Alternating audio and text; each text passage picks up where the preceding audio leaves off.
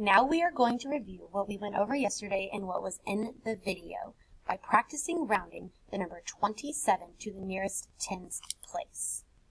First, we are going to fill in our number line. 20, 21, 22, 23, 24, 25, 26, 27, 28, 29, and 30.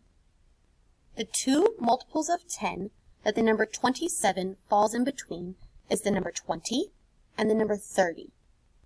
Now we are going to round the number 27 to the nearest tens place. First, we go to our tens place and we look at our neighbor to the right. Don't forget our saying, 4 or less, let it rest.